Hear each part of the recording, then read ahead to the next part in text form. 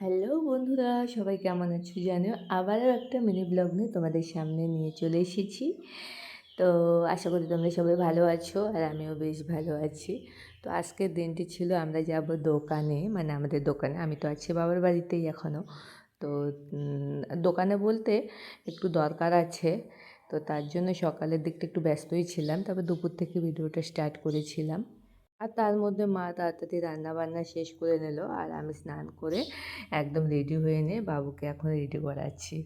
মানে ঠিকঠাকভাবে ভিডিও স্ক্রিপ্টগুলো মানে নিতে পারিনি, অনেক পরে পরে নিয়েছি। মানে ভুলে গেছিলাম যে আমি একটা ভিডিও মানে স্ক্রিপ্ট নেবো, একটা ভিডিও বানাবো, তো সত্যিই মনে থাকে না। তো যাই হোক, যখন মনে পড়ছে তখন ভিডিওটা করে রাখছি।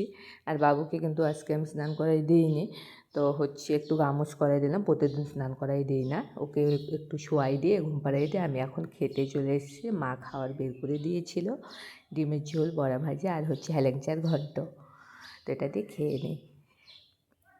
তার মধ্যে দেখো আমার সোনা কিন্তু উঠে গেছে, ওকে রেডি করাইও দিয়েছি, এখন আমরা বের হব।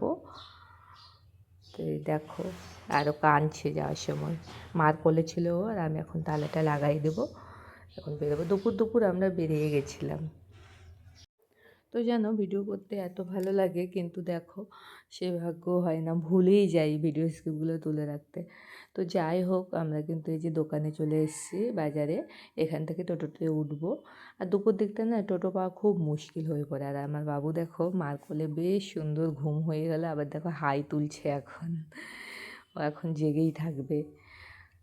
এর আগে ও যখন আরও ছোটো ছিল, যতবার যেত ততবার ঘুমিয়ে ঘুমিয়ে যেত, আবার ঘুমিয়ে ঘুমিয়ে আসতো।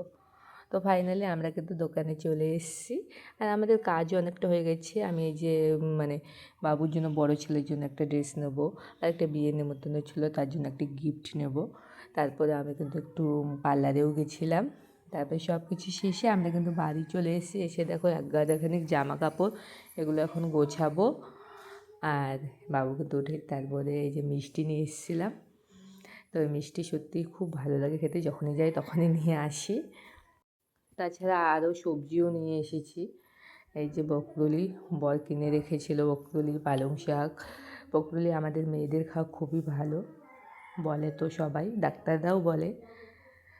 তো যাই হোক, অনেকগুলো এনেছে, তো এগুলো এমনি রাখা যাবে না, ফ্রিজে রাখতে লাগবে, আর দুটো বের করে রাখতে হবে।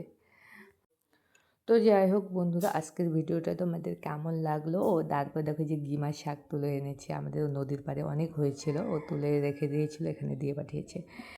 তো তোমাদের ভিডিওটা কেমন লাগলো তোমরা অবশ্যই কমেন্টে জানাও। ভিডিওটা এই পর্যন্তই আজকের ভিডিও। তো যাই হোক, তোমরা সবাই ভালো থেকো, সুস্থ থেকো। আবার একটি নতুন ব্লগ নিয়ে খুব তাড়াতাড়ি আসবো। এখন সবাইকে টাটা।